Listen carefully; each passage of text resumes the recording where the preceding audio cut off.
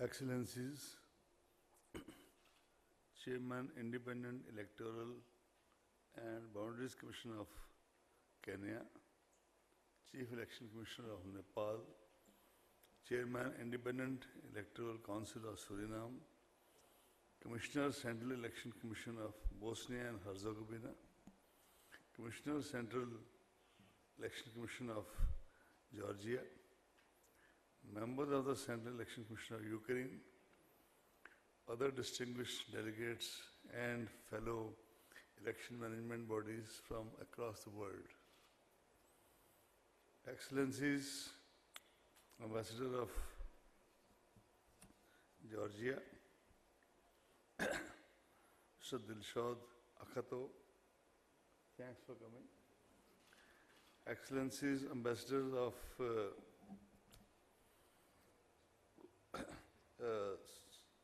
Ambassador of Uzbekistan, I'm sorry, I apologize. Ambassadors of Georgia and Sri Lanka, who are here with us online. Mr. Jonggen Cho, Secretary General, Association of World Election Bodies. Representatives of International IDEA and International Foundation of Election Systems. Election Commissioners Rajiv Kumarji and Sushilji, who could not be present here for some reason, but who will be there tomorrow to do the honors at the valedictory function of the visitors program. My colleague, our colleague, valued colleague, very valued colleague, Umesh Sinha ji, Secretary General, all other colleagues sitting on the dais, S.D. Sharma ji, Sadhana Raut ji, Raut ji, she is my colleague from INV days, Aarti Agrawal ji, V.K. Sharma ji, our protocol team, Mona Srinivas, Rini Simon, who has still too much to contribute to the development of electronic and maybe all other new kinds of media which are developing. Ladies and gentlemen, if time is seen as a continuum of past, present, future, I forgot to mention Mona Srinivas, who has been working very hard for this program.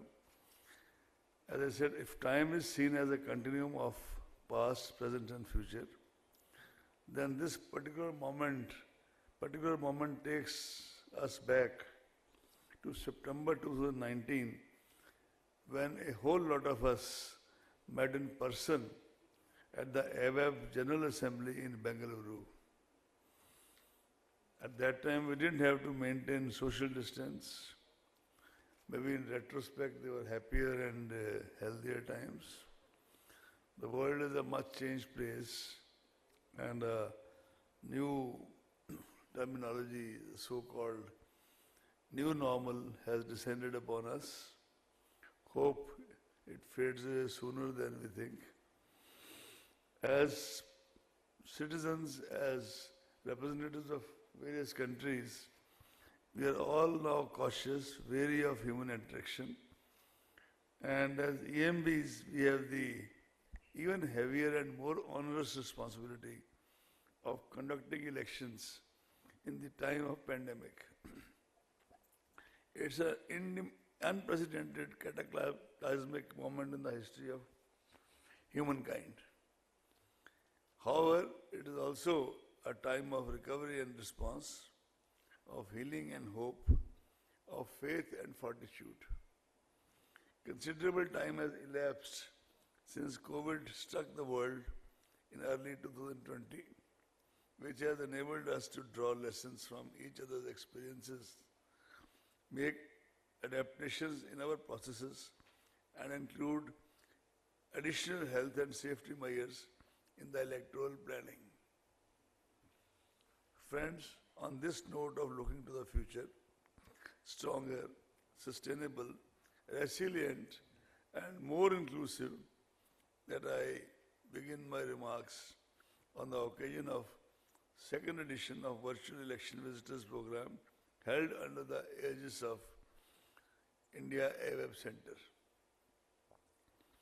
Allow me to recall the very constitution of this august body.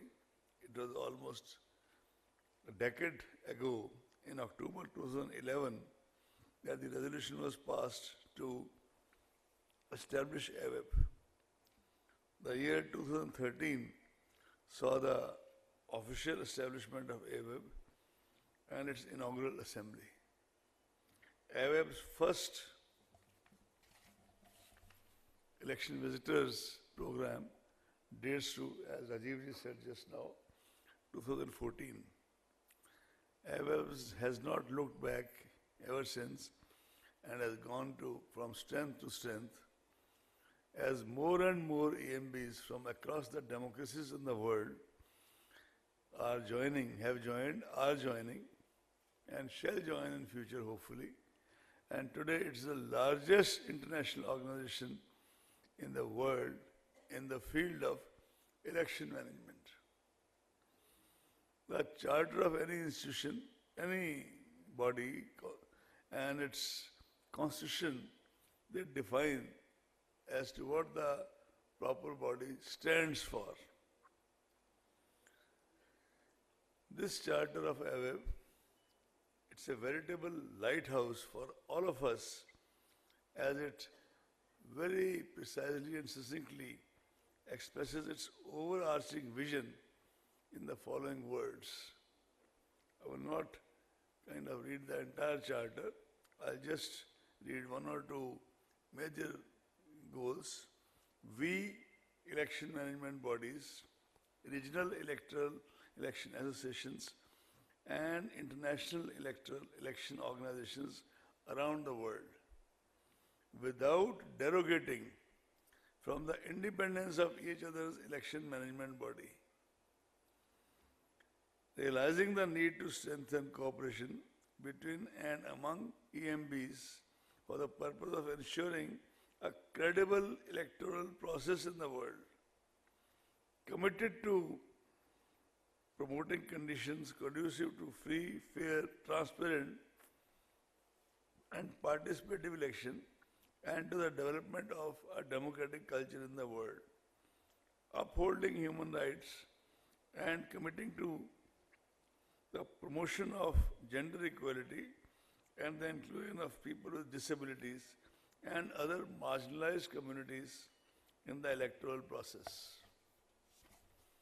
Recognizing that election plays an important part in the democratic process, resolved to establish a body to be known as the Association of World Elections. I had said that I will not read the full charter, but I could not help reading it because I thought that it will kind of further strengthen our commitment the moment we kind of read this charter or go over it again. Just as when we read the preamble of a constitution, we understand what the founding fathers of the constitution thought and envisioned. COVID-19, as you're all aware, led to unprecedented election disruption in election schedules all over the world. In fact, the schedules went haywire. While the challenges for conducting elections were numerous, it also presented an opportunity that brought us all closer. This period of extreme uncertainty witnesses increased collaboration and sharing of experiences and best practices among members, because as we have been saying in meeting after meeting, that none of us, the EMBs of all the countries, would like to kind of keep on reinventing the wheel. We shall try to grasp, imitate, adapt the best practices of other countries, other EMBs, as per our own milieu, and we expect and hope and know that this is being done vice versa also. It turned us once again on the biggest stakeholders, that is voters, and political entities. Traditional methods of polling were revisited by all EMBs according to their own legal frameworks and resources at their command. EMBs began to seriously think about extending options for in-person voting, especially to vulnerable population, the senior citizens, persons with disability, those living in remote areas, and migrant population. We are now having the additional advantage of being aided by technology, several webinars, and all other kind of backup from the IT side. The pressing need to ensure safe voting environment that would give strength and confidence to the voters to come out and vote on the election day led to the EMBs making several changes to their extant instructions and procedures. Many processes that were hitherto conducted manually in person have been digitized, time frames extended and simplified. It was also understood that those who were COVID affected or in quarantine should not be disenfranchised. This necessitated special voting arrangements to be devised. Once again, we all shared ideas and practices and have managed to do so. As my colleague has already shared the Bihar elections with you, I will only just give you very few actual statistics. Total population of Bihar, 140 million. Total electors, 73.4 million. Number of women electors, 34.8 million. Number of men electors, 38.6 million. Polling stations, 1,06,526 as against 65,367 in 2015 because of the relaxation of norms, rather tightening of norms due to social distancing. And instead of 1,500, we can have now, we'll have election polling booths at 1,000. We have also made sure that no polling booth is at the first or second floors. Everything has to be at the ground level. This is from the point of view of our senior citizens and disabled. Voter turnout 2015, 56.88%. Voter turnout in Bihar in 2020, 56.93%. And I want to report to you that the women voter turnout was even higher, even though marginally higher, it was higher. After that, the Commission has picked up the gauntlet of getting elections now connected to the assemblies of 5 states, namely Assam, Tamil Nadu, West Bengal, Kerala, Puducherry. Following the same, Assam has electors 23.2 million, Tamil Nadu 62.8 million, West Bengal 73.4 million, Kerala 26.7 million, Puducherry 1 million, in all 187 million. And the number of polling stations has gone up in Assam by 34.71%, Tamil Nadu 34.73%, West Bengal 31.61%, Kerala 89.65%, Puducherry 67.63%. All this is because of the new COVID norms, because now the kind of the signature tune of the Commission till this melody of COVID persists is, of course, free, fair, transparent, robust, ethical, and safe elections. And safe elections. As Rajiv ji said, we would have been far happier if we all could have met you physically as we used to do.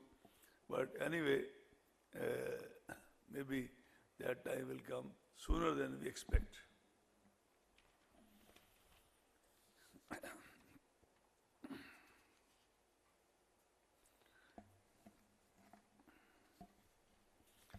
all this is possible because of lakhs and lakhs of polling personnel, including from security, arrangement of transportation by our railways, the postal system, and our own polling officials, right from the BLO upwards to the commission. Everybody is on the job.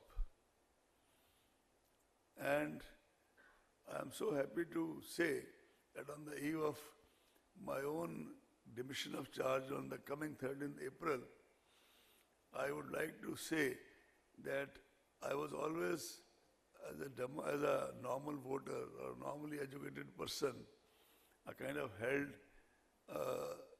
election commission with great deal of respect. But over the years, having worked here for so many years and having been associated with so many state elections, including the Lok Sabha elections of 2019, I can say that this is one of the finest institutions in the country, very intact, very robust, very transparent, and right from the lowest to the senior most officials, lowest only in terms of so-called hierarchy, not otherwise. They have put in their best foot forward to try and make elections after elections, a success. And it's almost like a place of pilgrimage. In front of you, we have released the inaugural issue of a web journal. It's easier to just kind of open the ribbon and release it, but a lot of hard work goes behind any such effort. Meticulous work. You see, each of these things have a different charter. A magazine has a different charter. A daily paper has a different charter. The electronic media these days have their TRPs. And the print media has its own audit bureau. But the journal is one of the most difficult things to bring about. Besides the art paper and others, the journal has to be reviewed by the peer groups. The journal has to be having a stature in the academic and research world. And I was told by Umesh Sinha ji that initially they are going to release this journal twice in a year, because that itself is easier said than done. And subsequently, it would be for Sushil ji and Rajiv ji to enhance the periodicity, etc. And I am sure that this journal would become a landmark journal, having very few peers in the rest of the world. Many of you had participated in the first ever virtual elections visitors program conducted under the aegis of AWeb Center for Bihar election. We are extremely glad to have you with us as we take you along another virtual journey of 5 states and UT of 4 states and UT of Pondicherry, as I already named, Assam, Kerala, Puducherry, Tamil Nadu, and West Bengal, to see the polling in progress tomorrow, that is April 6, 2021. Extensive arrangements have been made for ensuring the kind of elections Election Commission always holds, as I already said, free, fair, and now safe. 3 of these, viz. Kerala, Puducherry, Tamil Nadu, have a single-phase elections, which will be concluding tomorrow itself. The counting of votes takes place on May 22nd. West Bengal has 8 phases, but counting there also, counting will start at all the places and conclude on 2nd May.